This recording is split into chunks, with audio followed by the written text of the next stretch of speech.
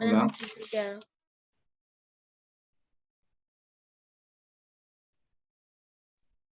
Hola. Buenas noches. Hola, ¿me pueden escuchar? Sí. Sí, profe. Hola. Sí, profe. Hola, ¿cómo están, chicos? ¿Qué tal?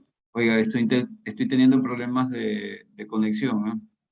Cualquier cosa, si nos desconectamos, nos volvemos a conectar. Permítanme un momentito. También la ciudad es un caos y llegar por acá fuera de la ciudad es complicado. De verdad que es un desastre todo lo que está pasando. Permítanme un momentito y ya les preparo la presentación y avanzamos con lo que está preparado para hoy. Me dan un par de minutitos, por favor. Ustedes siguen entrando personas al aula.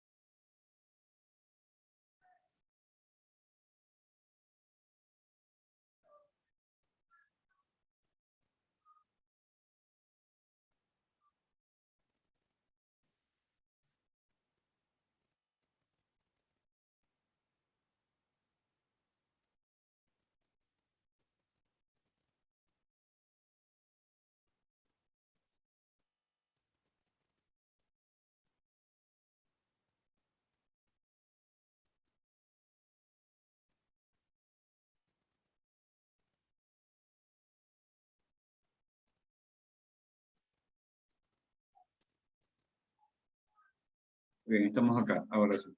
¿Se aprecia lo que estoy proyectando? Sí, profe. Ok, a ver, ¿qué fue lo último que revisamos con ustedes?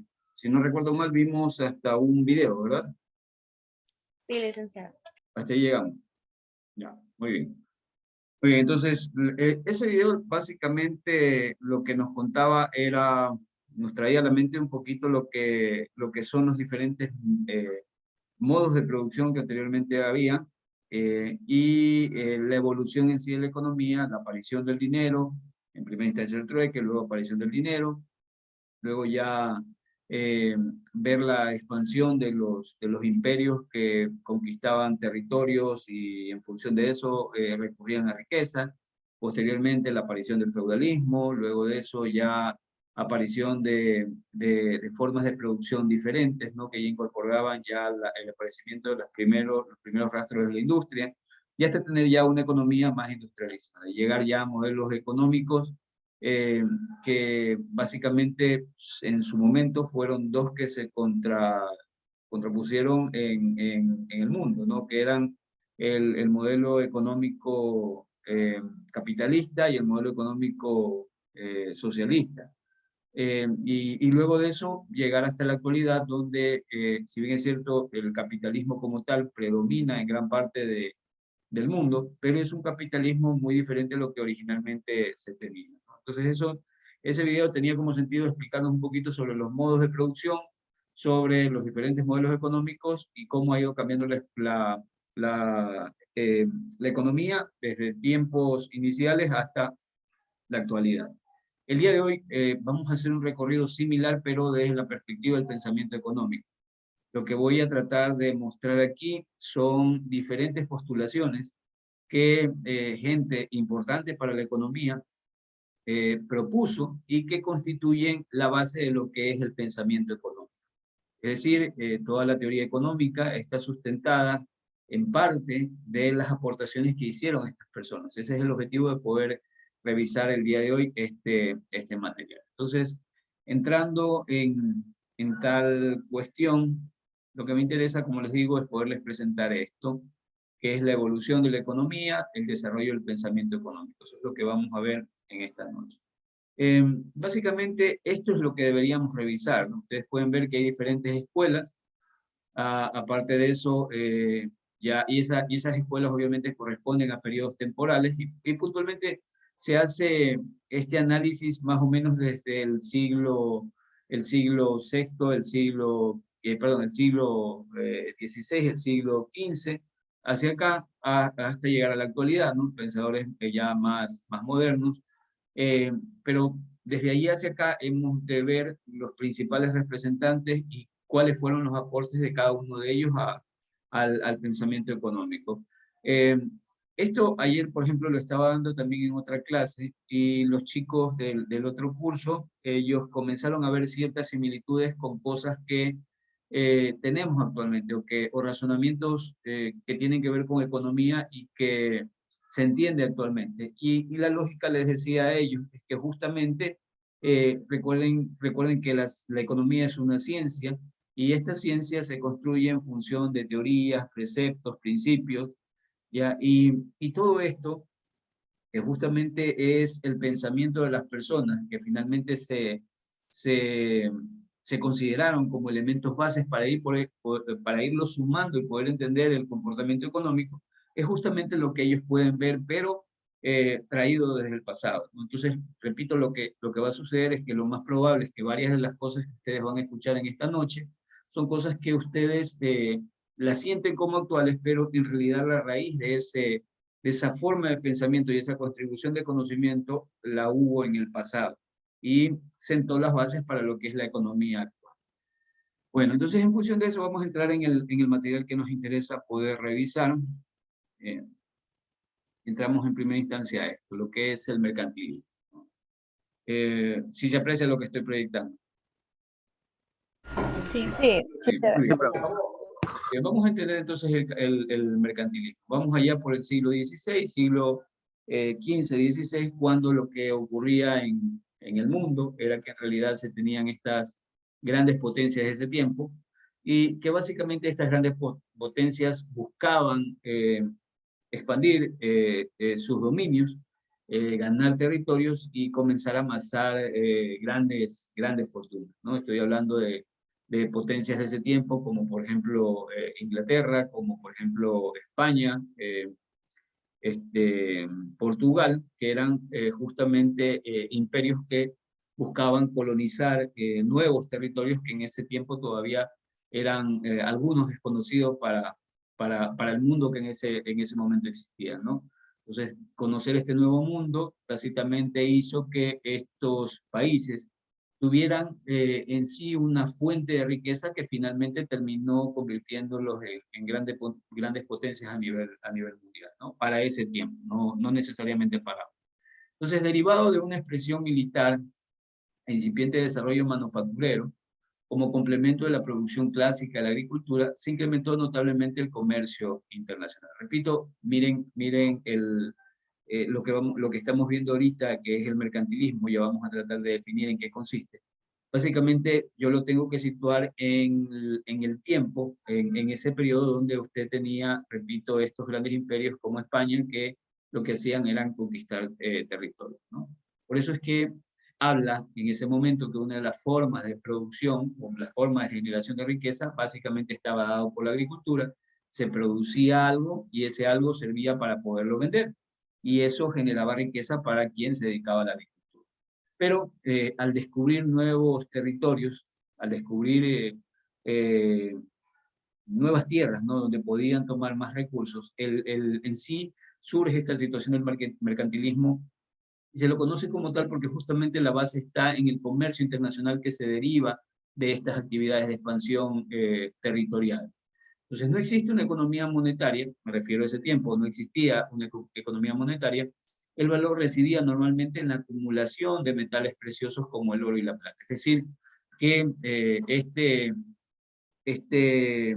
esta forma de estructura económica básicamente se sustentaba en el hecho de que se acumulaba riqueza o se tenía riqueza en función de poder acumular metales preciosos. En cristiano lo que les digo es que aquellos países que eran más poderosos, eran más ricos, eran justamente aquellos países que podían tener o amasar mayor cantidad de oro y plata para ese entonces, ¿no? Entonces aquí nos cobra lógica de por qué, por ejemplo, en el caso nuestro, los españoles llegaban a estas nuevas tierras y llegaban justamente a buscar metales preciosos como el oro. Los españoles buscaban, como nación, buscaban crecer y entendían de que para ese momento, como todavía el dinero no tenía un posicionamiento marcado, se entendía en ese momento que la forma de ver el crecimiento y la riqueza, en este caso de una economía como la española, estaba fundamentado en el hecho de que ellos pudieran tener cada vez más y más metales preciosos. Ya, como consecuencia de lo anterior, emergieron de manera natural tres cuestiones fundamentales que generaban una lucrativa actividad comercial. El monopolio de la exportación, lógicamente eran en ese momento los que controlaban los mares, como es Inglaterra y España eran conocidos por tener flotas navales que eran inmensas para el tiempo, para esos tiempos, ¿no? Tenían un poderío naval muy marcado y por ende se hablaba en ese momento de una especie de monopolio de la exportación, los problemas de cambio y su derivación y la balanza comercial, ¿no? Entonces la balanza comercial básicamente tiene que ver con el tema de relaciones entre países y el intercambio de bienes que se exportan y se importan. Vamos a la siguiente lámina y aquí van a poder comprender un poquito mejor lo que les quiero decir.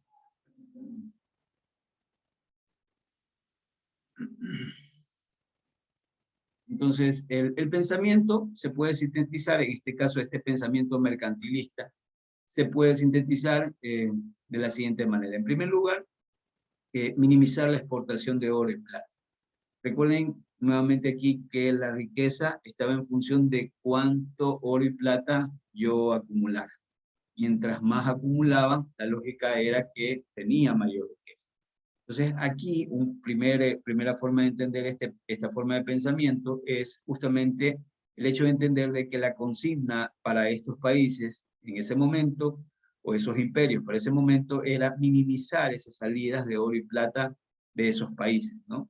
Dado que estos, en cuanto a medio de intercambio como dinero o mercancía, representaban en definitiva la acumulación de riqueza, expresión tangible de beneficios de actividad exportadora. O sea, lo que quiero decir con esto es que, eh, repito, estos países tenían en la cabeza que para poder tener riquezas implicaba acumularlas, en este caso estos metales preciosos. Y si ellos exportaban cosas, las cosas que exportaban generalmente las entregaban, pero con la finalidad de poder recibir a cambio no otros productos, en la mayoría de los casos, no otros productos, sino tratar de conseguir más oro y más plata. Minimizar las importaciones de bienes. Entonces, en el caso de las exportaciones, repito, me interesaba sacar mi producción, pero esa producción yo la entregaba al resto del mundo, pero el objetivo era que me entregaran a mí metales preciosos. Si podía, ¿por qué les digo esto? Porque podía haber sucedido que en algún momento mandara un producto que otro país no tenía y a cambio recibía un producto que ese otro país me podía entregar y que yo no lo tenía. Pero en gran medida lo que se buscaba era sacar esa producción y como resultado de esa producción obtener en contraparte metales preciosos a manera de pago. Entonces, eso es el lado de la exportación. En el lado de la importación, es la segunda línea que estaba leyendo, minimizar las importaciones de bienes, salvo aquellos que participase en la elaboración de bienes exportables, obstaculizando los ingresos de aquellos que competían con aquellos producidos internamente. Entonces, con relación a la importación, básicamente buscaban no traer nada de afuera, ¿no? Y usted dirá, bueno, puede ser que ese país no tenía ciertos productos y debería haberlos traído de afuera, ¿ya? Recuerden nuevamente que el pensamiento aquí es que mientras yo acumulo oro y plata, tengo más poder y tengo más riqueza. El hecho de comprarle a un externo implicaba que parte de ese oro y plata, o mejor dicho, ese producto que ingresaba tenía que ser pagado de alguna manera y lógicamente era a través del oro y la plata. Entonces, por eso, generalmente lo que se trataba es de no importar y cuando eran productos que de repente se ponían en contraposición con la producción nacional, preferían no tenerlos, ¿no? Y consumir lo que internamente ellos manejaban. Entonces, cuando sea indispensable importar, que se haga a cambio de bienes internos y no el equivalente en oro, ¿no? Esa era también otra forma del pensamiento que había en ese momento, que si bien es cierto, yo no me podía aislar totalmente del mundo, y lo más probable es que necesitara productos importados, el criterio de importación iba a estar eh, atado al hecho de que yo procedía a importar siempre y cuando la producción que importaran pudiera intercambiarla con otra producción nacional y no intercambiarla con oro y plata, ¿no? Entonces, repito y nuevamente recalco, ¿por qué ocurría esto? Porque ellos entendían o tenían claro que mientras mayor cantidad de riqueza en forma de metales preciosos tenían, se suponía que era mayor poderío que tenía el país en ese momento, por el valor que representaban estos metales. Entonces, repito, si se necesitaba importar, solamente se importaban, pero se pagaba no con oro y plata, sino que generalmente lo que se hacía era tratar de entregar producción nacional, ¿no? A menos que sea estrictamente necesario, se podía recurrir al pago en metal.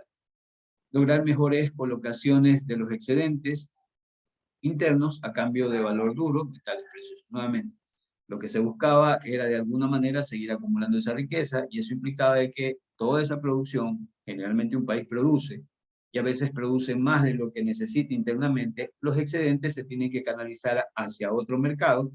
En este caso, ellos podían canalizarlos hacia países vecinos o países con los cuales tuvieran relaciones, ¿no? Entonces, ese excedente se los canalizaba para allá, pero obviamente el sentido principal estaba en que ese producto colocado en otro lado también le iba a generar mayor cantidad de riqueza en forma de metales preciosos. Es decir, los pagos los exigían en oro y plata por la producción que ellos tenían como excedente y que exportaban. Utilización de manera preferente de insumos nacionales en productos exportables, ¿sí? Eso era también lo más importante. ¿Y bajo qué lógica? Repito, si yo voy a producir, la lógica es que consuma todo lo que se produce internamente, porque en ese tiempo, como no existía el dinero per se, yo lo que tenía que hacer es que si necesitaba algún tipo, por ejemplo, de tela para elaborar algo, y no había en el país, tenía que importarla, y eso implicaba de que saliera oro y plata hacia ese otro país y recibiera estos bienes. Entonces trataban en cierta medida de utilizar toda la producción que en ese momento existía en esos países para no tener este problema de importar cosas y tener que sacar oro y plata. Ahora, eso implica el mercantilismo. Entonces, repito, una situación bastante interesante que se produce en el tiempo de estos grandes imperios, donde estos imperios lo que hacían eran conquistar nuevos territorios, y el sentido era claro. Al llegar a estos nuevos territorios, algunos que tenían metales preciosos tomaban esos metales preciosos y los llevaban o los repatriaban hacia estos imperios, ¿no? ¿Qué fue lo que pasó? Ustedes en algún momento tienen que haber estudiado la historia, y algo similar a lo que está pasando actualmente, bueno, no es similar. La historia habla, por ejemplo, de Atahualpa, que Atahualpa en algún momento por su liberación pudo haber sido liberado si es que los españoles recibían un cuarto lleno de oro, ¿no? Y finalmente no lo liberaron a Atahualpa, ni los españoles recibieron el oro, porque todo terminó mal. Terminaron matando a Atahualpa y el oro fue escondido, ¿no? Pero hay esa historia, y eso lo que quiero decir es que básicamente nuestro continente, este continente recién descubierto, tenía gran cantidad de oro y plata que fue llevado, fue tomado en este caso por la corona española, ¿no? Y eso cuadra perfectamente con lo que les digo: la expansión o el crecimiento, el poderío, la riqueza estaba en función de la acumulación de estos metales, modelo mercantilista. Muy bien. Ustedes también tienen ustedes también aquí un video. El objetivo de colocarlo aquí es para que ustedes puedan ampliar, al momento de revisar la diapositiva, puedan ampliar el tema y escuchar un poco más sobre este modelo. ¿De acuerdo? Pero yo he tratado de resumir las partes principales de esto.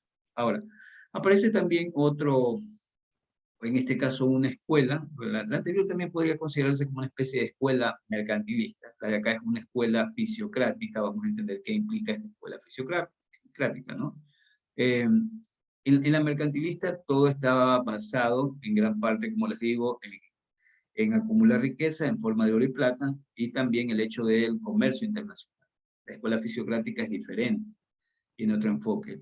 Los fisiócratas sostienen que el principal derecho natural del hombre consiste en el disfrute de los resultados de su trabajo, siempre que tal disfrute pueda armonizarse con los derechos de los demás.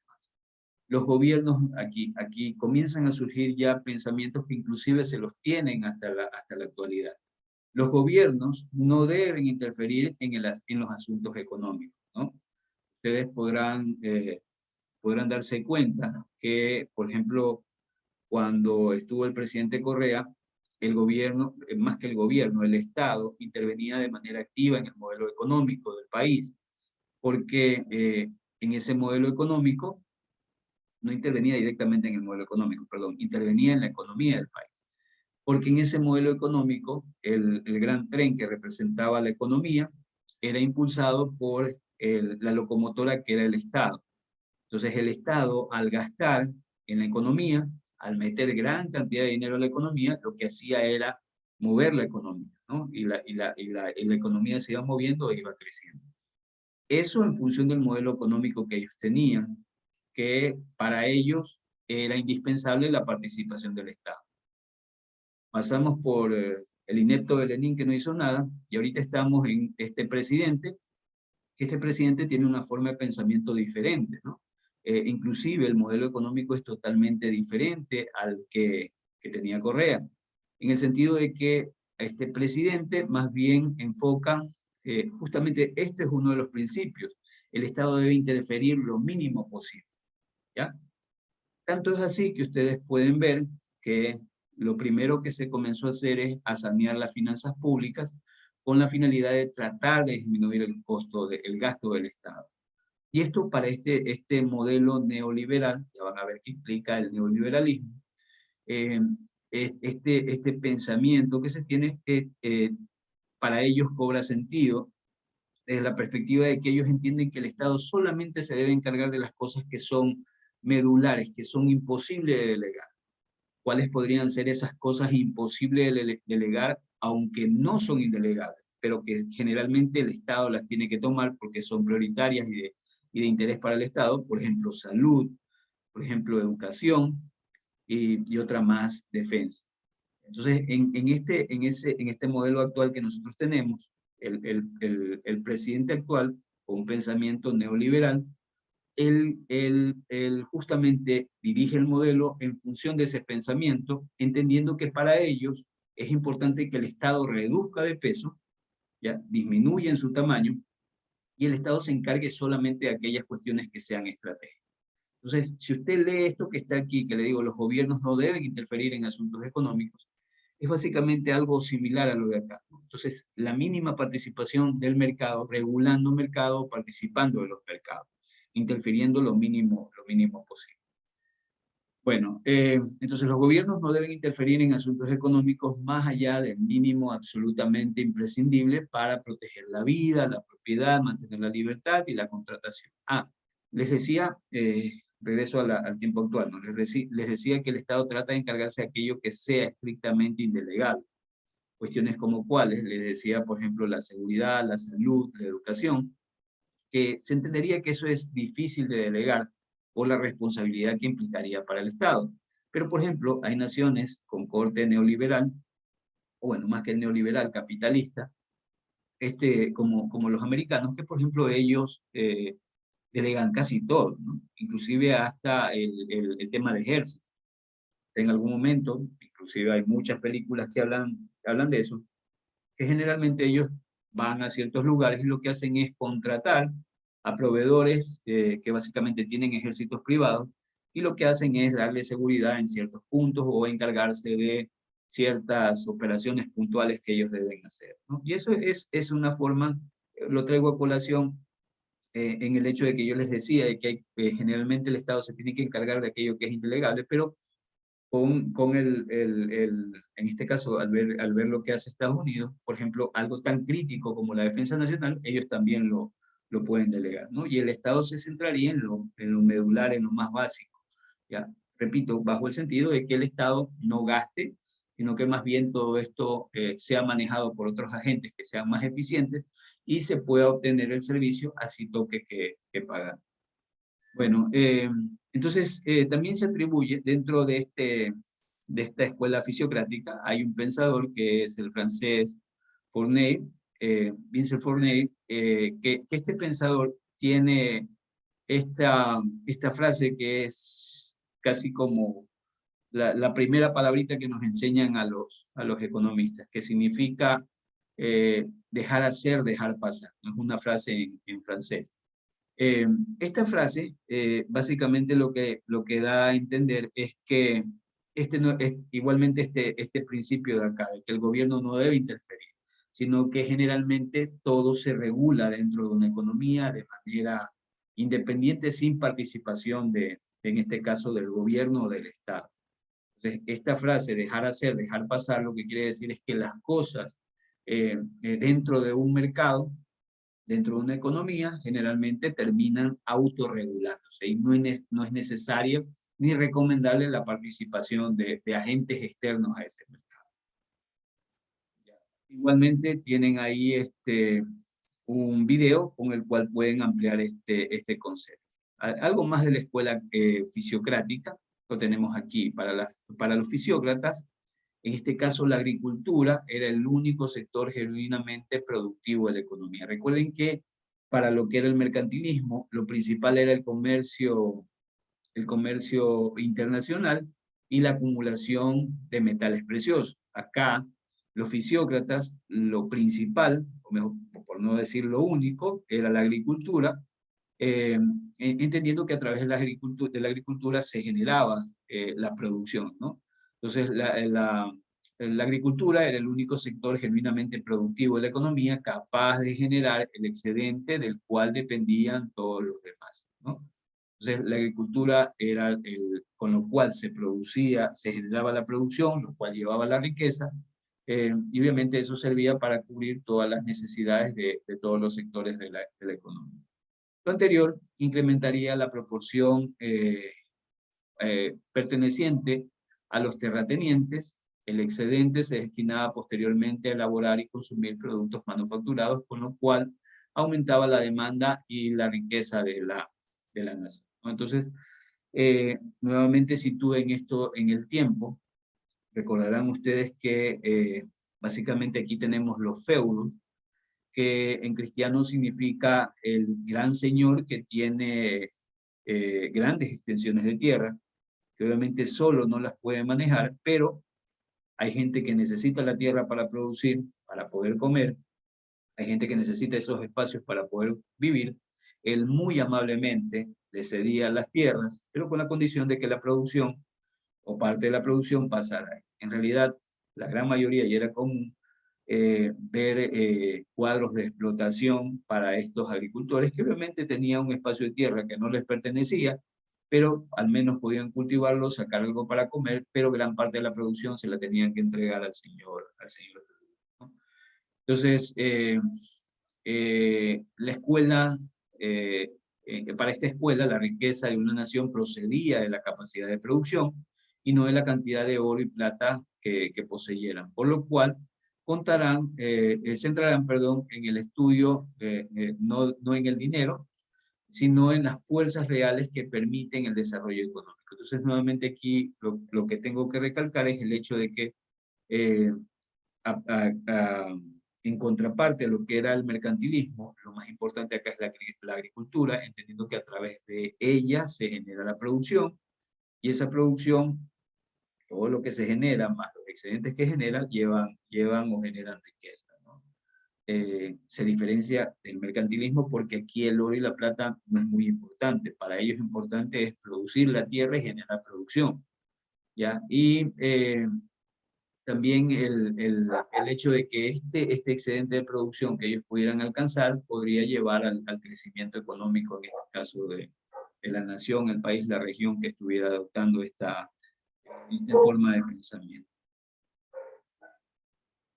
¿De acuerdo? ¿Se entiende lo que he planteado hasta aquí? Estas dos formas de pensamiento, pensamiento mercantilista y pensamiento fisiocrático, ¿se comprende? ¿Alguna pregunta hasta aquí?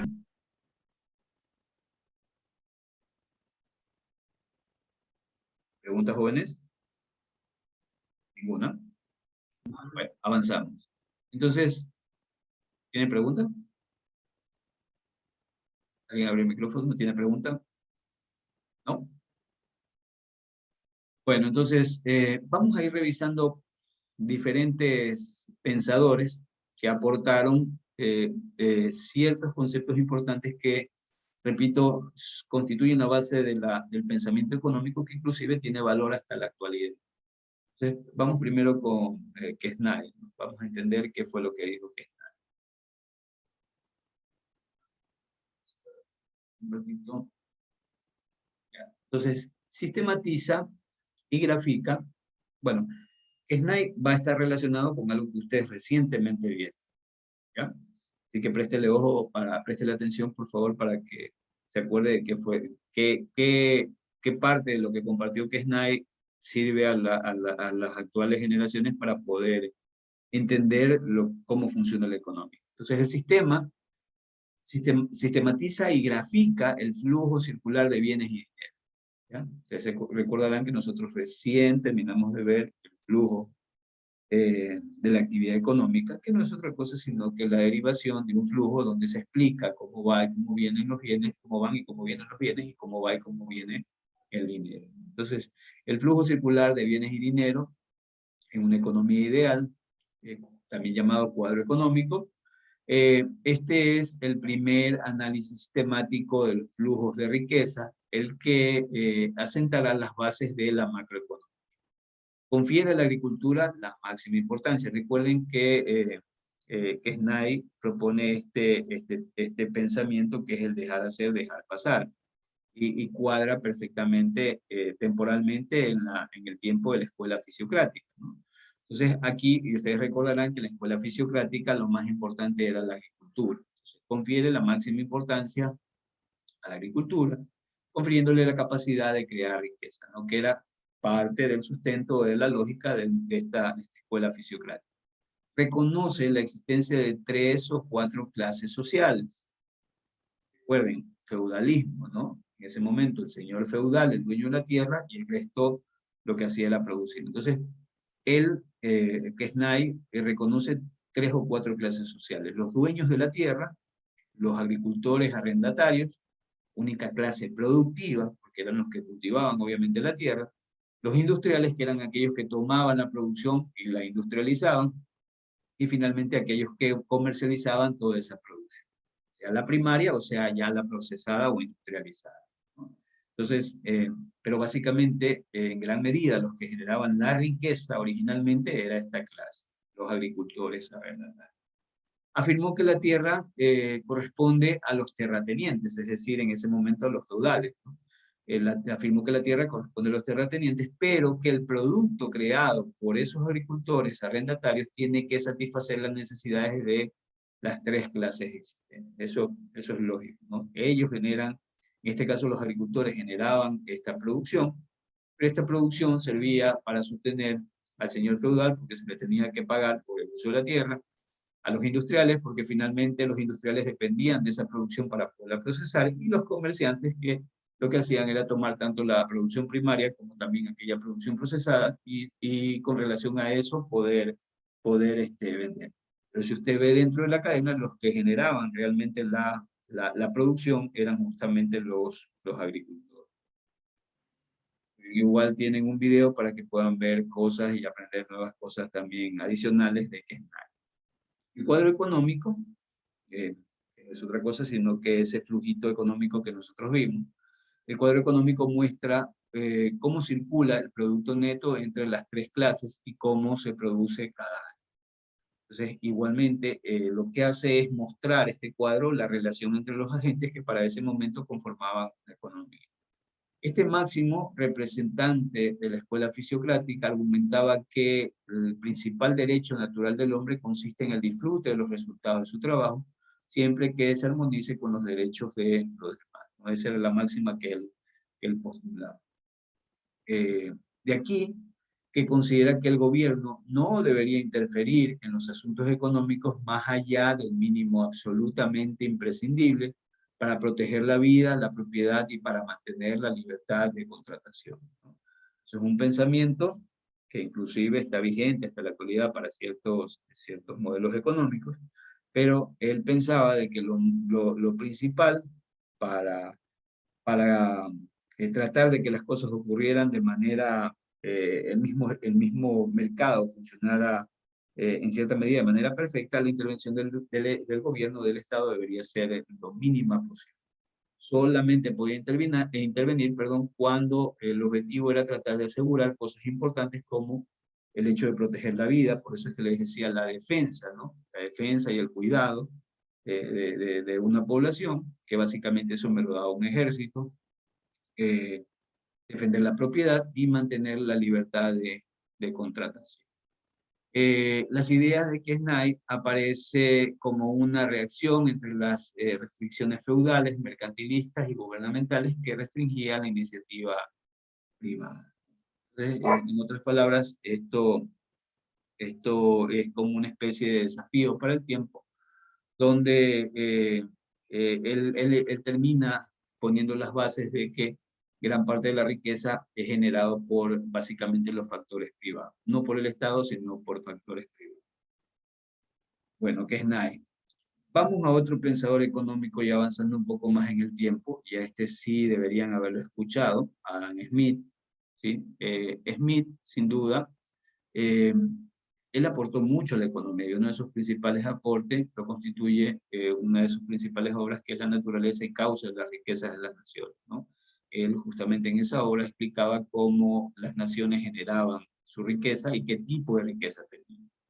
El funcionamiento económico de una sociedad descansa en las leyes del mercado. Miren que es otro hombre que igualmente lo que postula es el hecho de que existe algo que nosotros no vemos, pero que existe, que se denomina mercado, y justamente el poderío económico que puede desarrollar una economía está fundamentado está basado, o la base es justamente el mercado. Entonces, descansa en las leyes del mercado y en la interacción de los intereses individuales y la competencia. El empresario se ve obligado por las fuerzas de la competencia a vender sus mercancías a un precio próximo al costo de la producción. Ello obliga a ser más eficiente posible, de modo de mantener los costos bajos y permanecer en condiciones competitivas. A ver, como les digo, estos son bases de cosas que inclusive hasta la actualidad nos permiten razonar y entender cómo se comporta la oferta y la demanda. Eh, Básicamente lo que él dice aquí es que el propio mercado igualmente se regula por esta interacción de estas dos grandes fuerzas que forman parte del mercado, que son la oferta y la demanda. Entonces, estas fuerzas participantes del mercado, hacen que el propio mercado alcance niveles óptimos, ¿no? Se los pongo más sencillo. Generalmente, por ejemplo, hoy día, yo no sé si ustedes han salido ahorita al mercado, han ido en esta semana al mercado, o la semana anterior han ido al mercado. Ya, bueno, si no han ido, ustedes pueden, yo recuerdo que la semana anterior, el fin de semana anterior, compré una media cubeta de huevos por $5. El cubeta de huevo actualmente está por $6, le están vendiendo así en ese valor, ¿no? En realidad algo que no tiene lógica, no tiene sentido, a menos que le hagan cesáreas las gallinas, uno no entendería por qué sale tan caro una cubeta de huevos, no tiene ninguna lógica, no tiene ningún sentido. Permítanme asegurar la sesión.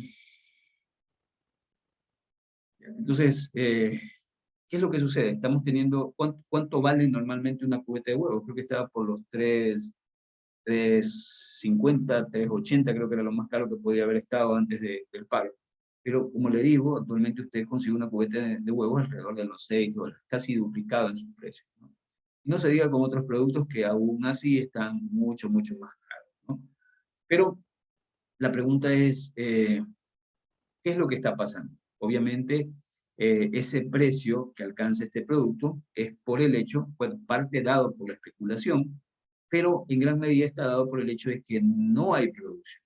La producción es difícil de traerla acá a los mercados. Entonces, al no haberla, los agentes que participan del mercado, en este caso los compradores, lo que están viendo es que hay poca producción y como tienen la necesidad de ese producto, ellos estarían dispuestos a pagar más. Tanto es así, tanto más están dispuestos a pagar que, por ejemplo, eso llevó a que el precio de una cubeta de huevos alcance los $6, ¿no? Entonces, pero la pregunta es, ¿esto va a seguir permaneciendo siempre? La respuesta es no, porque en este momento no hay producción, o tiene que haber producción, pero no hay cómo traerla a la ciudad. Y por eso escasea el producto. Pero cuando ya esta situación se normalice, lo que va a suceder es que va a haber un flujo nuevo de productos, la gente va a ir a los mercados, va a ser fácil encontrarlo para ellos, ¿ya? Y eso va a hacer de que obviamente el consumidor diga, ah, no, ya esto no está tan escaso, ahora hay producto en mayor cantidad y no vale ya los $6 que está valiendo, ¿no? Y esa baja de precio en realidad, si usted lo ve en cámara lenta, es como que más o menos usted fuera al mercado, ¿no? Y viene una señora y le dice, muy bien, joven, yo le vendo la cubeta de huevos en los $6. De repente, como ya comienza a entrar el producto al mercado, la señora que está al lado le dice, ¿sabe qué? Ella se lo vende en $6, yo le vendo en 5.50.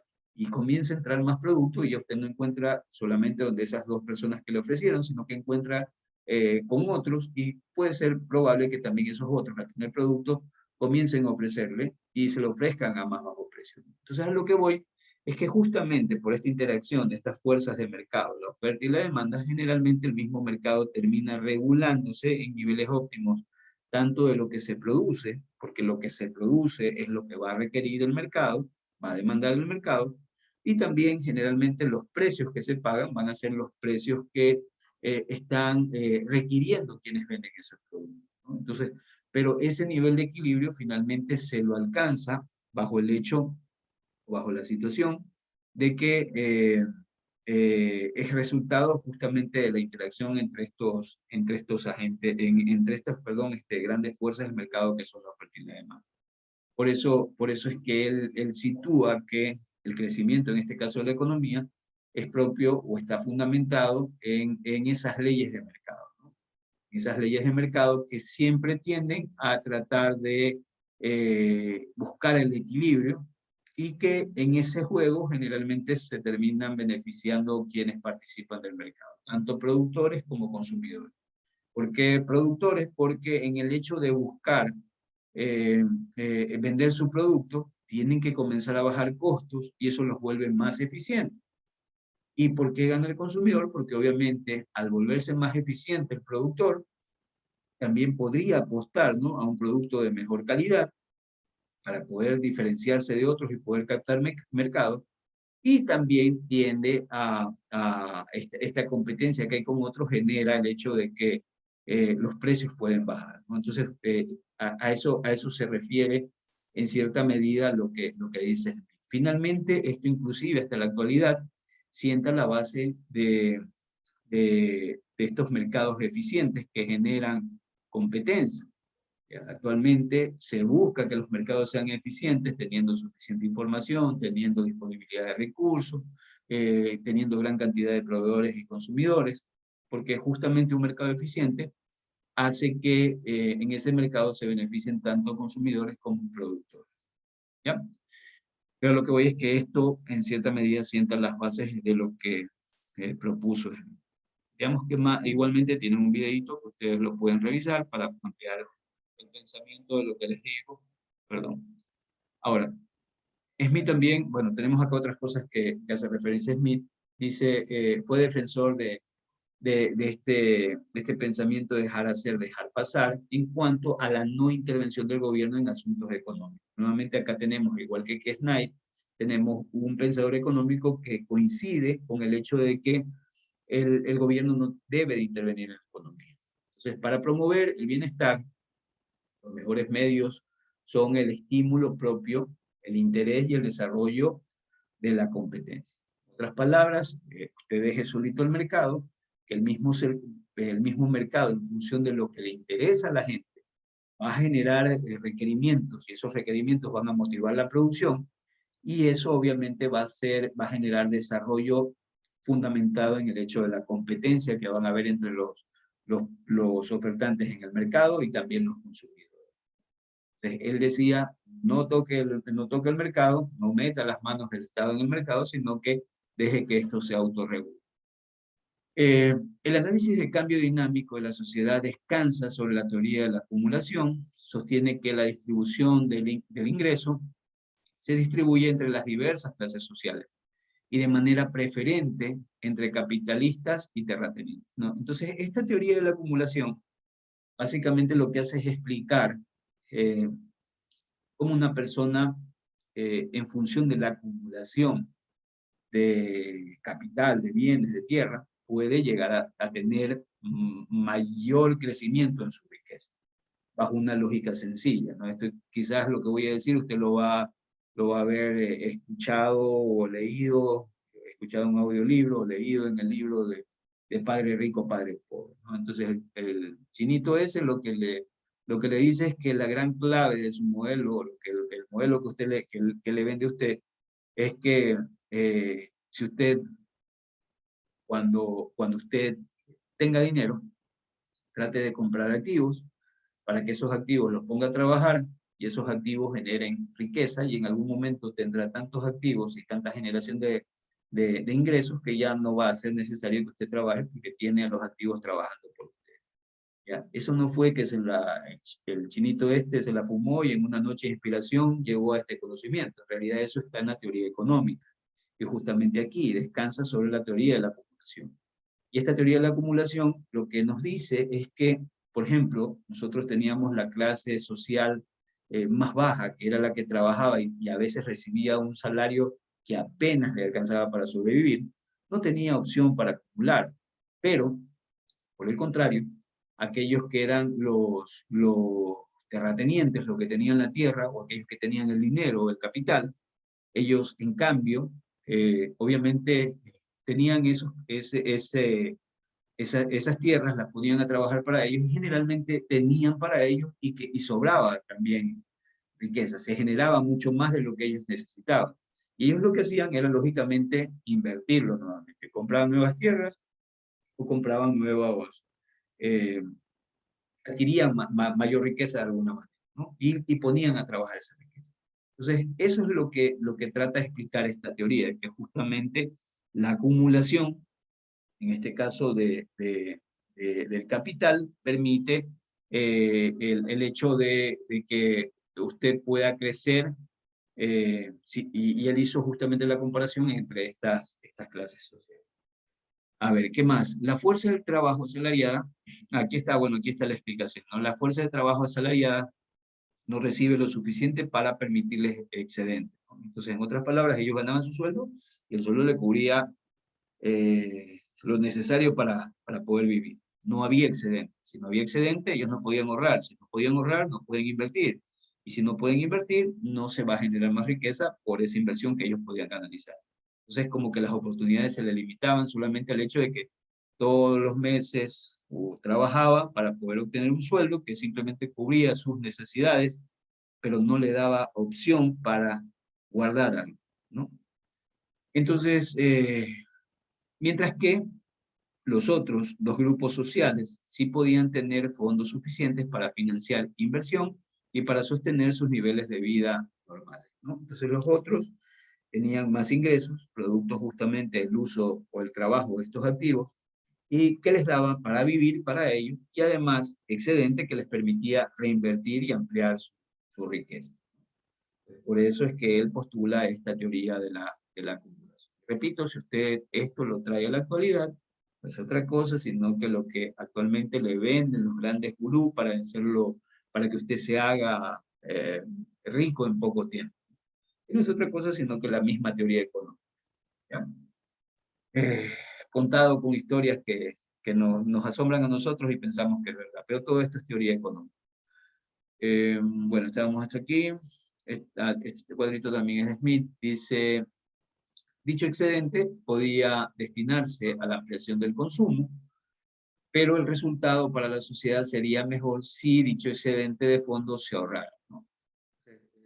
La persona que tenga excedentes podía, eh, podía en cierta medida gastarlo, lo destinó para el consumo. Si usted gana más, por ejemplo, ahorita gana $1.000 de sueldo y de aquí al próximo mes, gracias a este presidente, le suben el sueldo a 1.400, esos 400 más, usted podría decir, bueno, son 400 más que voy a utilizar para gastar. Pero también podría destinarlo al ahorro. Y cuando usted lo destina al ahorro, es mucho más provechoso para la economía. Bueno, aquí hay ciertas cosas que también me gustaría explicar. Un ratito con el tema del ahorro. Sí, solamente termino de leer la línea. Entonces, las rentas se convertirán en fondos que más tarde ampliarán la producción, podrían considerarse como el determinante básico del ritmo de acumulación y a su vez la tasa de expansión económica. A ver, ¿qué quiere decir esto? Y esto también para romper una especie de mito que siempre nos venden a nosotros, eh, ¿por qué es importante ahorrar, ¿no? Y en este punto quisiera darles mis perspectivas. Bueno, yo creo que en algún momento les decía que en mi lugar de trabajo me ha tocado aprender mucho sobre lo que es educación financiera. Y generalmente cuando se hace educación financiera, una de las grandes cosas que se busca, más que nada al trabajar para un ente de control, es hacer que la gente ahorre, ¿ya? Entonces, gran parte de la literatura que se saca está destinada a tratar de motivar a que las personas ahorren. Ahorrar no es malo. ahorrar no es malo. El problema es que actualmente si usted ahorra, y como está canalizada como está diseñada, perdón, la información con la que se imparte educación financiera, el ahorro busca que lo coloque en el sistema financiero.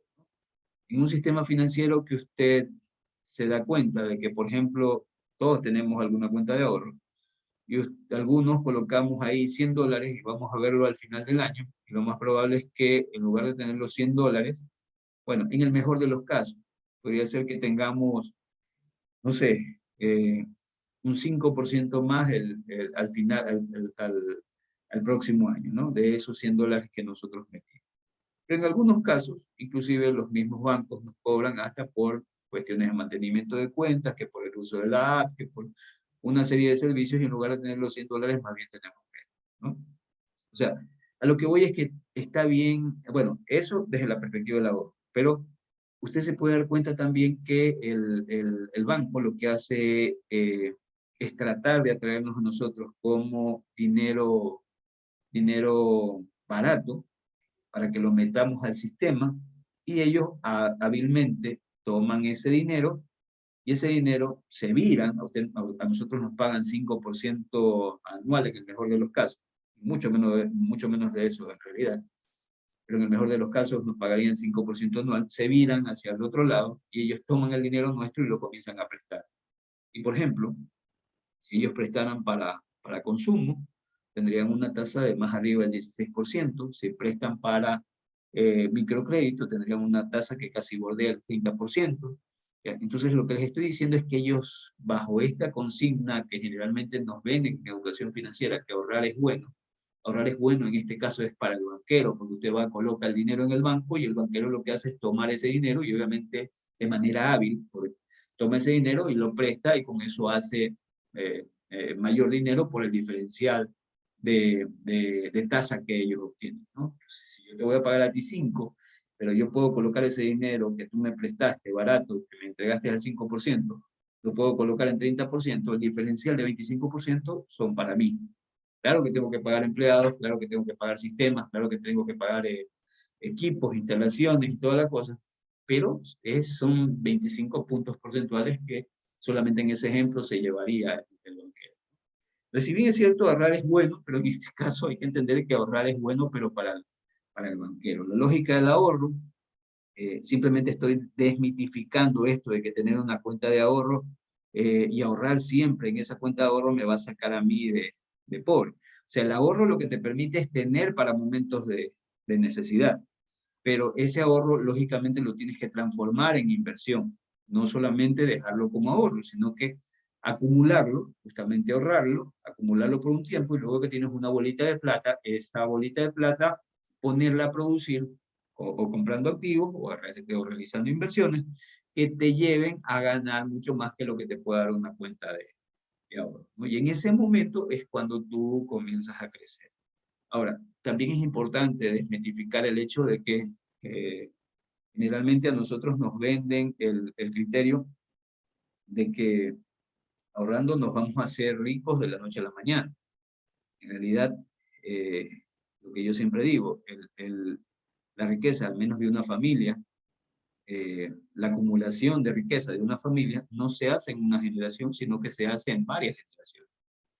Si no, miren a sus padres. Yo por lo menos siempre cuento la historia de mi familia, ¿no?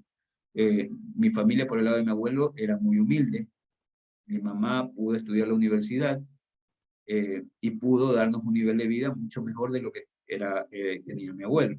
Mi mamá ya pudo comprarse una casa propia.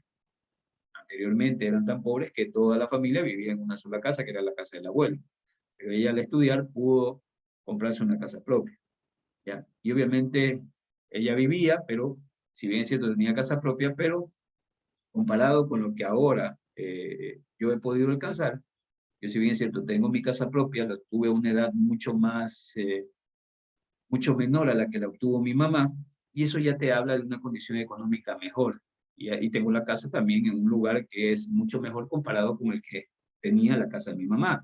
Entonces, lo que voy es que ese hecho, ya inclusive de ir acumulando bienes que generalmente se heredan, son los que van poco a poco amasando la fortuna de la familia. ¿Y por qué digo desmitificar? Porque no sé si ustedes, pero casi la gran parte de esta generación, por todas las tonterías que a veces ven en redes sociales y la influencia de estas personas, que generalmente los están bombardeando a ustedes con ideas de que el dinero se puede hacer de manera fácil, el dinero, la riqueza se la puede hacer de la noche a la mañana, e inclusive puedo hacerme rico solamente haciendo TikToks o haciendo videos, que eso me llevan a la riqueza. Si bien es cierto, pueden haber algunos que puedan hacer eso, pero no es el denominador común, ¿no? Y para poder obtener riqueza, en realidad tienes que trabajarla y sudar. Bueno, eso con relación a lo que planteaba Smith. Entonces destacó los efectos de la acumulación de los beneficios de los empresarios, pues se reinvierten en maquinarias, es lo que le decía, o sea, el empresario ponía a trabajar sus activos, eso generaba riqueza, y esa riqueza generalmente la invertían, en este caso dice que la reinvertían en maquinaria, lo que permitía mayores posibilidades de división de trabajo y aumento de la producción, y por tanto produciría una mayor riqueza, ¿no? Entonces ellos tomaban la riqueza, no es que se la gastaban, sino que la reinvertían, y si tenía una máquina, luego con la reinversión llegaba a obtener 2, luego 3, 4, aumentaba su capacidad de producción y lógicamente ya produciendo más, la riqueza que se generaba era mucho más.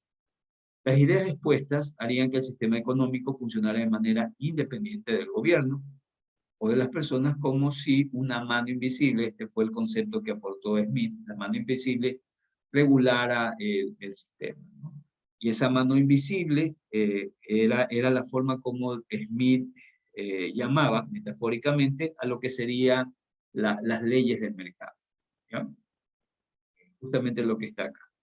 Entonces se esbozaba como una característica del modelo en que funcionaban los mercados, el modo, perdón, en que funcionaban los mercados, ¿no?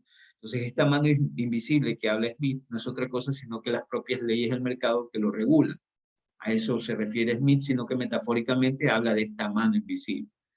No, no solo asigna las tareas, sino que dirige a las personas en su elección de ocupación y hace que tengan en cuenta las necesidades de la sociedad. Lo que me dice aquí es que básicamente el mismo mercado se autorregula desde la perspectiva de que organiza la producción, elabora cosas que obviamente el mercado necesita y que las pone a disposición del mercado y luego ese mercado las termina demandando. El mercado regula cuáles son las mercancías que han de producirse. La esencia de la economía de mercado es que en todo se convierte, perdón, en mercancías con un precio, y que la oferta de estas mercancías es sensible a los cambios que en ese mercado se experimentan. Es el mercado el que decide la cantidad de bienes que se produce. Nuevamente aquí esto me da una idea de autorregulación por parte del mercado. La demanda por estos bienes incentiva a los productores y posibilidades de obtener más beneficios, aumentando la producción de dichos bienes. Estas interacciones de consumidores-productores determinan la cantidad de bienes que se producen, ¿no? Nuevamente aquí está lo que ya les mencioné, el propio mercado se regula poniendo las condiciones de lo que se va a requerir, poniendo las condiciones de lo que se va a producir, ¿sí? Es decir, si algo se está produciendo en ese mercado es porque verdaderamente se lo está demandando, se lo va a demandar en función de lo que requiere ese mercado. Igualmente tienen un videito para que lo puedan ver ahí, con relación a la mano invisible. Otro pensador económico es David Ricardo, ¿sí? Otro economista que en este caso vamos a ver las aportaciones de él. Entonces Ricardo constituye uno de los pilares, perdón, antes de irme con Ricardo, ¿se comprende lo que planteaba Smith con relación a lo que planteó Knight y lo que planteó Smith, dos participantes de lo que es la escuela fisiocrática? ¿Se entiende? ¿Sí? Damas y caballeros.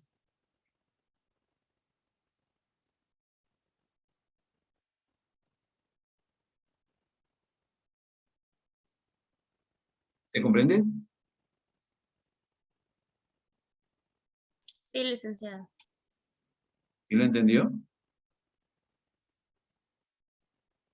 ¿Alguna pregunta? ¿Alguien que desea hacerme una pregunta con relación a esto?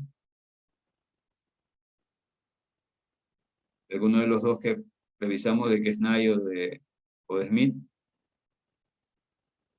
¿Ninguna? Bueno, No, entonces, profesor. ¿sí? ¿Tienes alguna pregunta? Ah, no, no, le decía que no. Perfecto. Bueno,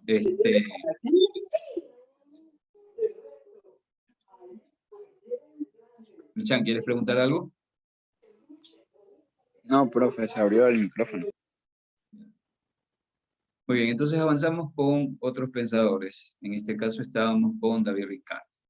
Ricardo constituye uno de los pilares de la escuela clásica y desplazó el énfasis desde la producción a la distribución, punto de partida para el estudio posterior del comercio internacional. Entonces, Ricardo hace sus aportaciones dentro de la teoría económica, puntualmente no cifrándose en el hecho de producir, sino más bien en el hecho de distribuir esa producción. Los aspectos más significativos de su indagación y aporte son descubrir las bases que permiten el intercambio entre las mercancías y las relaciones que de él se generan, interesándose por los precios relativos más que por los absolutos, en atención a que las mercancías obtienen su valor de dos fuentes, de la escasez y de la cantidad de trabajo necesario para poderlas obtener. Entonces, aquí lo que él básicamente trata de introducir es el hecho de que los países producen y esa producción que se genera, que podría ser la misma en uno y otro país, pero va a diferenciar su valor debido, en primer caso, de la escasez que exista en la economía de ese producto. Es decir, si alguien está produciendo algo y en ese momento está escaso, eso hace que ese producto se vuelva más apreciado, tenga un precio mayor. Pero también va a depender de la cantidad de trabajo que se necesita para poder obtener ese producto. Entonces, eso también puede marcar su precio. En otras palabras, si me resulta mucho más caro producirlo, porque estoy destinando mayor cantidad de obra comparado con un proceso que sea ya más mecanizado, que me resulte más barato. O sea, va a haber a pesar de que se produzca, alguien elabore exactamente lo mismo, la diferencia va a estar justamente en la cantidad de trabajo que se le asigna para poder obtener ese producto. Eso es básicamente lo que plantea Ricardo. Tenemos algo más que Ricardo. Entonces, su análisis de la renta de la tierra y el desarrollo de la teoría de los costos comparativos fueron contribuciones más significativas en el mundo de la economía. La diferencia en la calidad de tierra, aquí hay algo similar, ¿no? Que tiene que ver con el tema de la producción. La diferencia en la calidad de tierra determinan que si bien los propietarios de las tierras fértiles obtendrían rentas cada vez más altas, la producción en las de peor calidad generaría solo los justos para poder cubrir los costos sin lugar a la renta. Por ejemplo, el ejemplo de la producción, ¿no? Ambos podrían estar produciendo melones, pero no es lo mismo de repente producir melón en una tierra que es altamente fértil que producirlo en aquellas tierras que son menos fértiles. Lo más seguro es que en aquellas tierras fértiles la producción de melón va a salir, va a cubrir, va a haber ganancias, ¿no? O sea, va a rendir el cultivo de manera adecuada, va a generar ganancias. Pero puede ser que a la final en una tierra menos fértil la producción decaiga. Y eso hace que posiblemente, inclusive hasta lo que se genera como producción apenas cubra lo necesario para mantener la operación.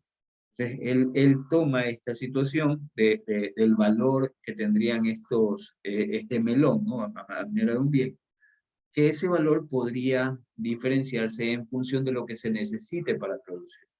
Entonces, en primera instancia, lo planteaba como el hecho de la cantidad de mano de obra que se podía necesitar para producir algo, pero también podemos ver aquí, por ejemplo, la calidad del activo que se utilice para poder producir, en el sentido de que aquellas tierras que tenían mejor calidad, comparadas con otras que eran más deficientes, generaban más producción comparada con esas otras que eran deficientes, que van a generar menos producción. Entonces, eso podría ser o marcar la diferencia entre uno entre el precio de activos que podrían, de productos, perdón, que podrían ser similares. El crecimiento de la población, esto también es otra postulación de él. El crecimiento de la población acompaña la expansión económica y que esta expansión generaría un aumento en las necesidades de alimentos, lo que solo podría satisfacerse a costos más altos, ¿no? Entonces, recuerden que esto hay que situarlo en el tiempo. Estamos hablando de 1700, 1800. El desarrollo industrial era muy primitivo todavía para esas épocas, y quizás nulo, ¿ya? Es decir, que todo lo que se hacía en función de la mano de obra. Entonces, él planteaba que el crecimiento, por ejemplo, de una nación podría estar dado en ese momento, repito, llévelo al tiempo que le manifiesto. No habían máquinas, la producción se hacía con la mano de obra. Entonces, el crecimiento de la población básicamente implicaba de que tenías más gente para producir. Si había más gente para producir, esa gente impulsaba, o esa cantidad esa gran cantidad de gente generaba esa producción, y esa producción impulsaba la economía, ¿no? Pero obviamente esta gente también, esa expansión que se generaba, implicaba mayores necesidades. En este caso eran personas que requerían ser alimentadas, lo que obviamente implicaba también que se tenía que invertir en la alimentación de estas personas, y por ende implicaba también costos más altos, ¿no? Pero lo que describió en ese momento es que aquellos países que eran intensivos en mano de obra, tenían gran cantidad de mano de obra, podían crecer en función o basados en esa mano de obra para ese tiempo. A fin de mantener los salarios reales a un nivel anterior, serían necesarios salarios monetarios más altos, lo cual haría disminuir la participación de los beneficios en el producto. ¿Qué significa esto? Este pensador también comenzó a sentar parte del conocimiento económico que, por ejemplo, los economistas, cuando analizamos cuestiones con relación a un país, hay una disyuntiva que se presenta entre el crecimiento de un país y los niveles de inflación. Las pongo más sencillo. Cuando yo hablo de crecimiento de un país, el crecimiento siempre se mide en función de la producción. En cristiano, si un país produce más el próximo año comparado con este, el país está creciendo. Si produce menos, el país está decreciendo. Crecimiento, primera situación. Y ese crecimiento lo relacionaba con niveles de precio. Los niveles de precios me sirven a mí para medir los niveles de inflación.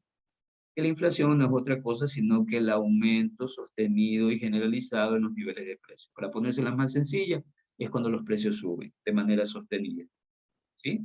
Eso implica inflación. Y hay un fenómeno que ocurre cuando en lugar de crecer los precios bajan, y eso se le llama deflación. Entonces, en primera instancia, esto es la base para entender esa disyuntiva que hay al momento de apostar para que un país crezca.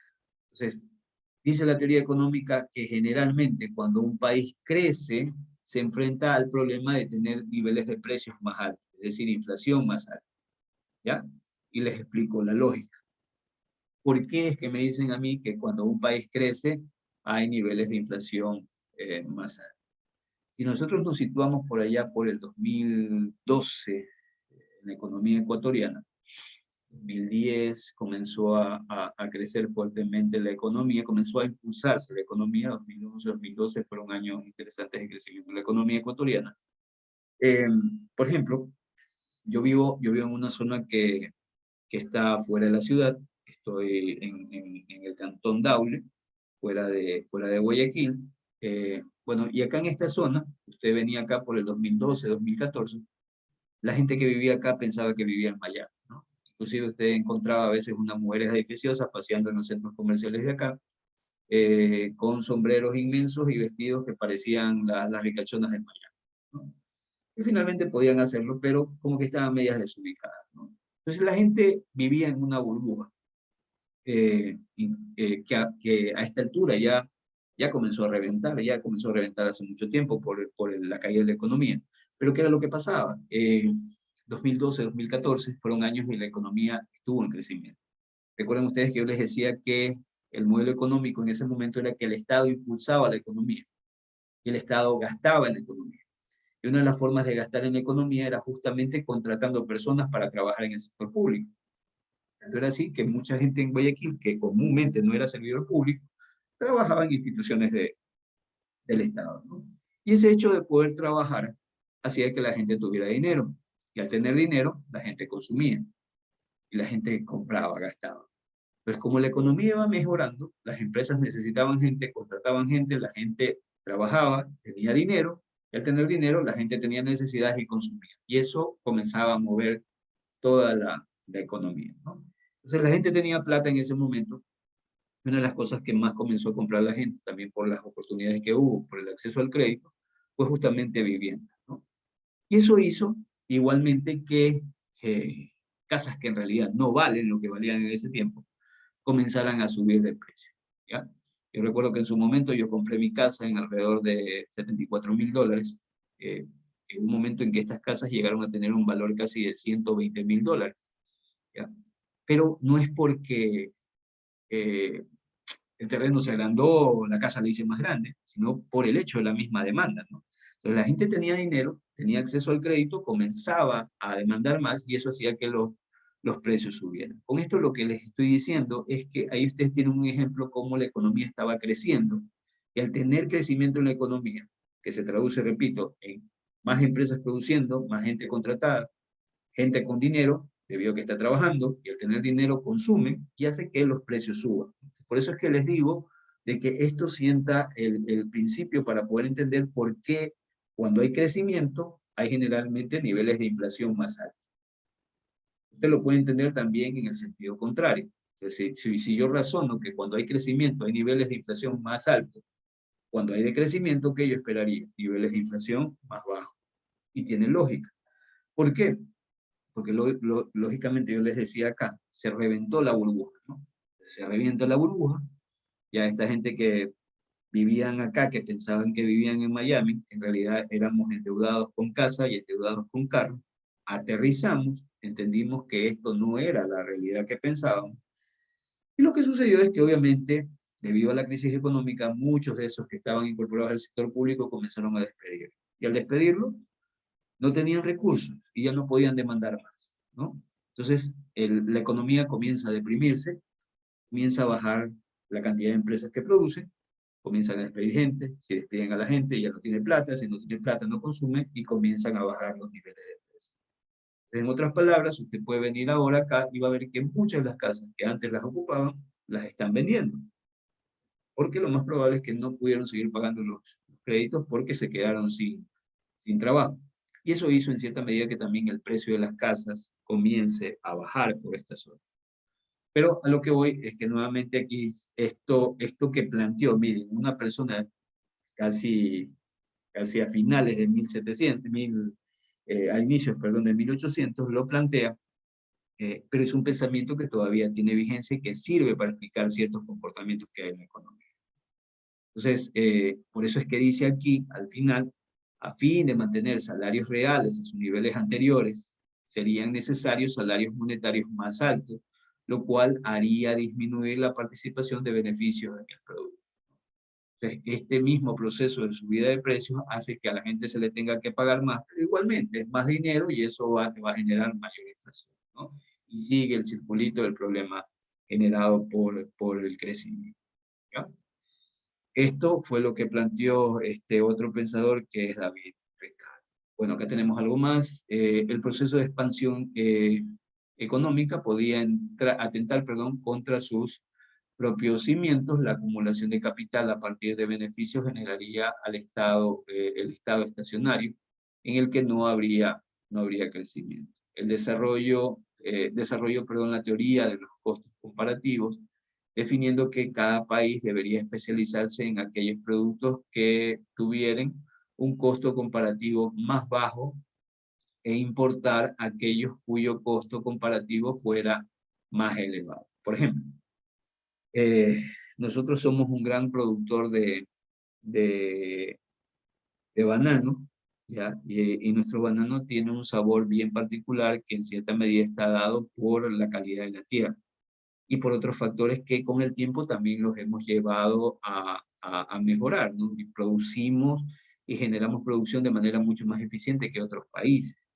¿Ya? Y además es que nuestro producto tiene mejor sabor, por tanto lo demanda. ¿Ya? Ocurre algo similar con el camarón y ocurre cuestiones también muy interesantes, por ejemplo, con el cacao que nosotros producimos.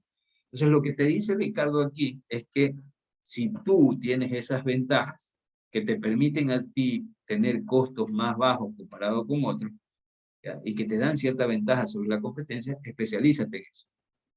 Entonces, lo que básicamente nos decía a nosotros, bueno, si ustedes son agricultores, o lo que diría, ¿no? Si ustedes son agricultores y son buenos haciendo banano, lo importante es que se especialicen en esa producción y no vayan a buscar otras cosas que de repente no sean. Ahora, es importante también, o sea, esto es una forma de explicar por qué es importante especializarte en la producción de algo.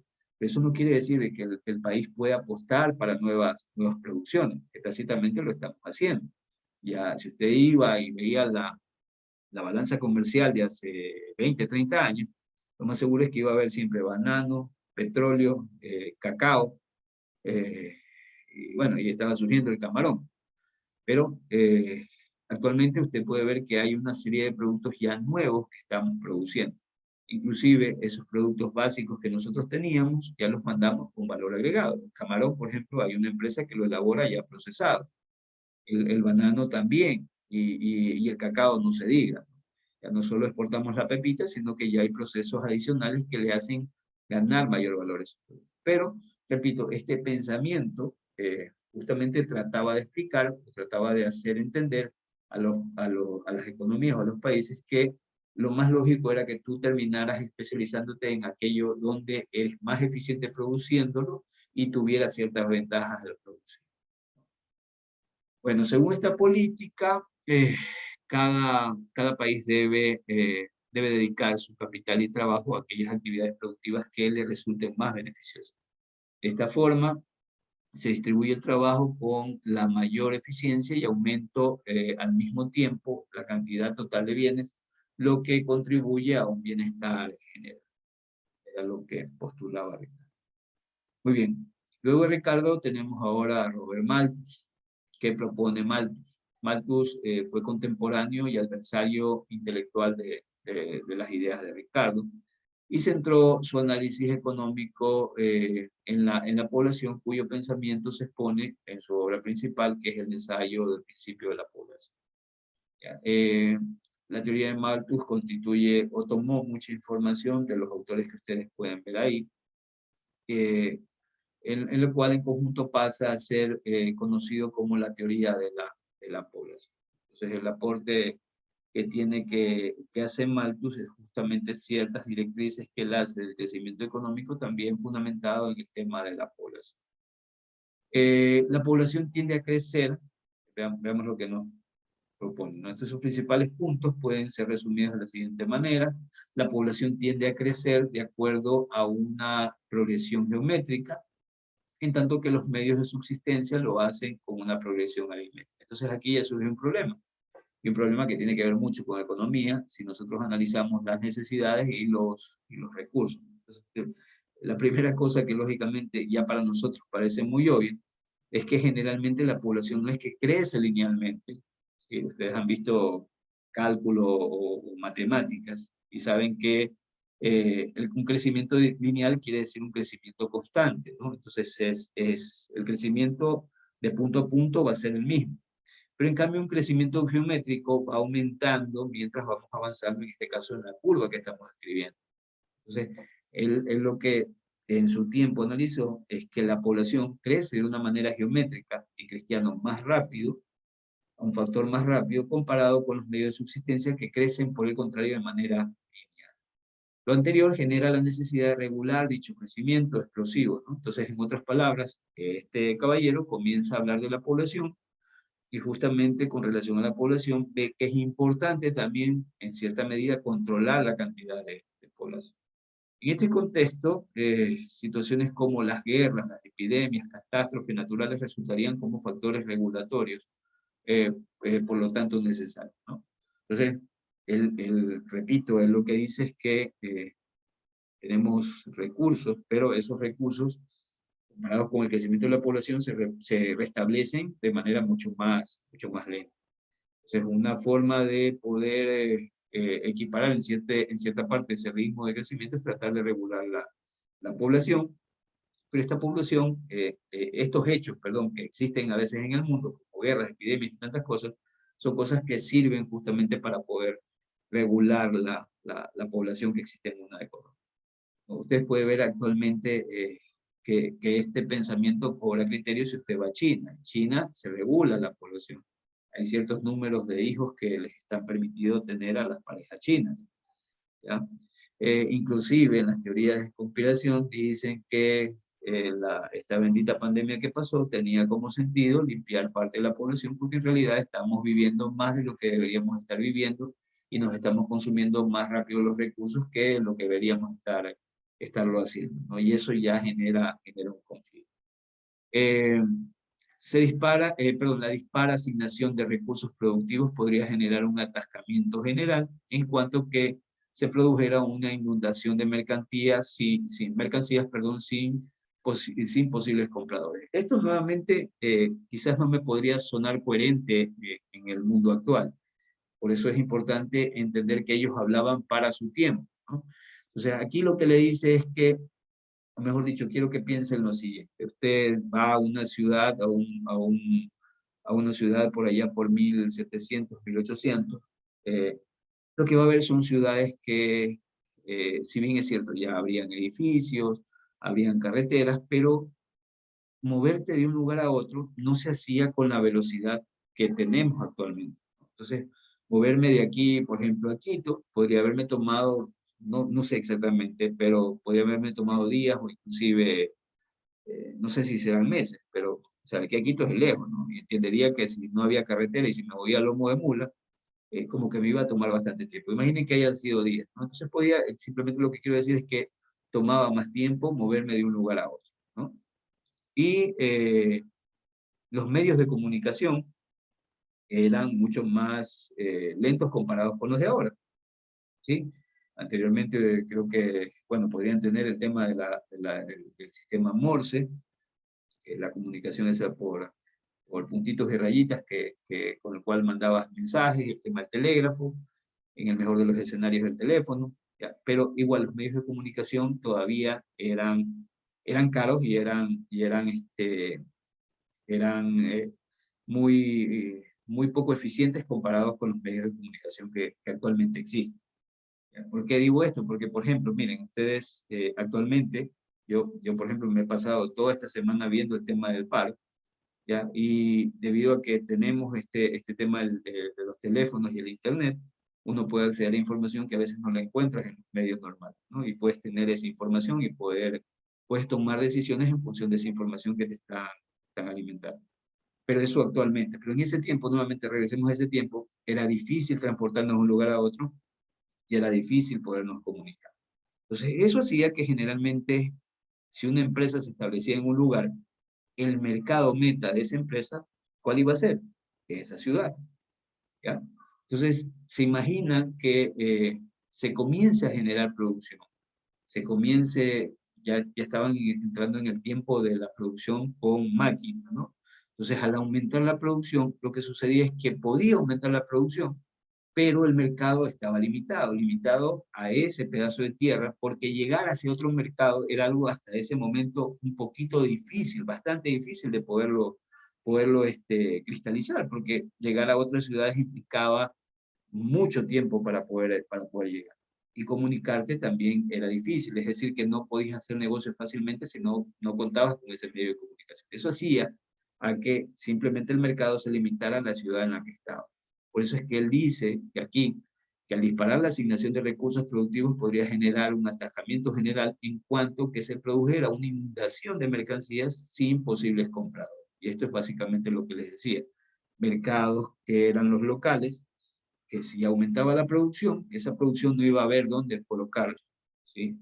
Porque simplemente si aumentaba la producción o producía más de lo que yo debía, o lo que requería el mercado, simplemente esa producción quedaba ahí sin sin ser consumida. Actualmente eso es impensable, porque si yo produzco algo y tengo un excedente, y por ejemplo existe demanda en otro lado, a través del Internet, y a través de los medios de transportes actuales, puedo tranquilamente hacer llegar esa producción a otro lado, ¿no? Inclusive consiguiendo mejores niveles de precio. Pero en ese tiempo era bastante difícil poder alcanzar eso. Se reconocían dos grupos de bienes, los necesarios y los esenciales, y los superfluos o no esenciales, debiéndose orientar los recursos productivos a los primeros, sobre los cuales nunca había saturación de su producción. En otras palabras, usted elaboraba productos que eran básicos y necesarios, y aquellos productos que más bien tenían que ver con cosas superfluas. Lo lógico aquí era justamente producir aquellos recursos que, esos productos, perdón, que eran necesarios y no canalizados para cosas que no tuvieran importancia vital. Los excedentes que quedaban en manos de los terratenientes y capitalistas y los recursos del Estado recomendaban su orientación a la ejecución de obras públicas, actividades similares y objeto de incrementar la demanda agregada. Entonces aquí se comienza también a tener el pensamiento de que obviamente iba a haber un excedente de producción. Ese excedente de producción también tenía que hacerse partícipe del Estado, porque finalmente el Estado era el que invertía en el mejoramiento de la infraestructura que servía para que las empresas pudieran producir más. En cristiano había que pagar impuestos. Esos impuestos servían para producir carreteras, para producir muelles, que en ese momento servían para poder hacer llegar nuestros productos a otros lugares o comercializarlos en la región. De acuerdo. Bueno, esto era lo que planteaba. Entonces, la escuela clásica, esta es otra escuela, la escuela clásica. El periodo de vigencia de la clásica puede situarse entre 1776, que es en que se publica La riqueza de las naciones de Adam Smith, y 1871, cuando aparecen las obras claves de los marginalistas. Las doctrinas clásicas se han identificado frecuentemente con el liberalismo económico, por cuanto los elementos esenciales de dicha escuela son la libertad personal, la propiedad privada, la iniciativa personal y el control individual, ¿no? Esto es parte propia del pensamiento o del liberalismo económico. Los rasgos fundamentales del pensamiento clásico: la norma básica fue el dejar hacer, dejar pasar. El mejor gobierno es el que interviene menos dentro de una economía.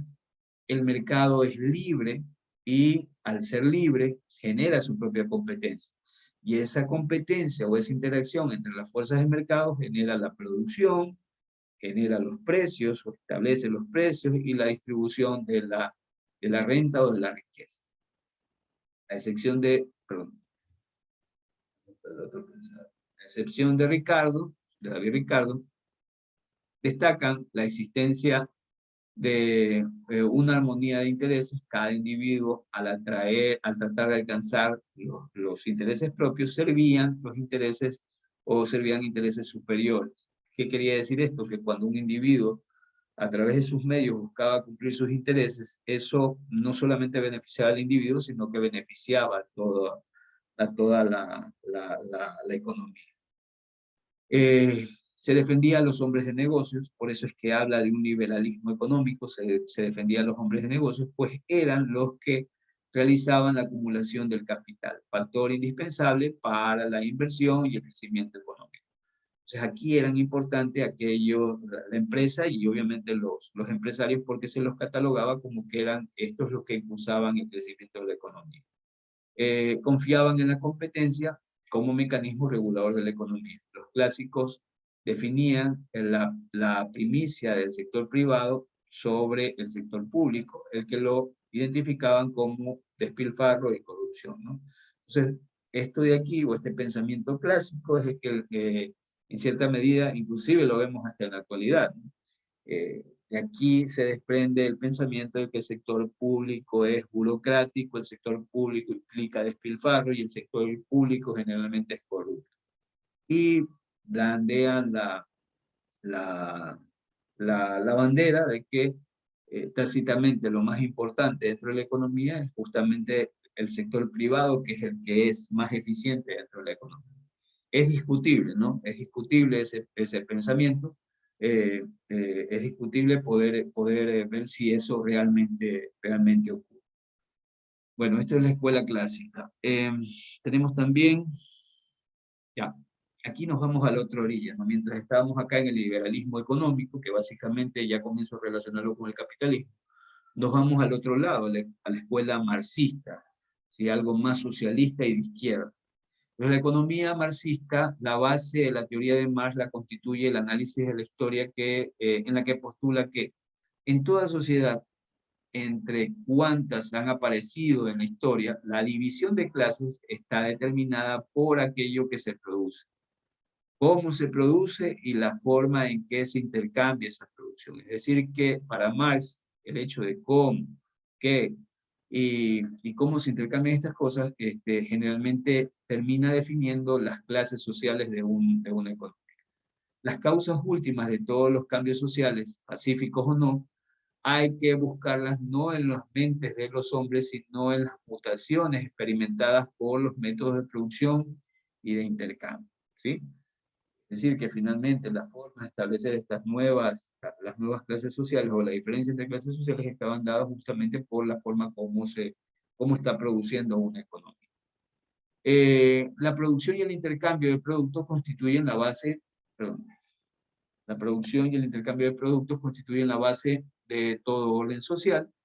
Se debe describir las leyes del movimiento de la sociedad capitalista para luego señalar lo que serían los cursos ya termino con esto, los cursos ratificatorios a seguir. En cristiano, lo que decía Marx es que yo debería entender primero cómo funciona el modelo capitalista para entender de que ese modelo no lleva el beneficio para todos y en función de las correcciones que yo haga a ese modelo, lo trato de llevar a lo que es bueno para toda la economía, en este caso para todas las clases sociales.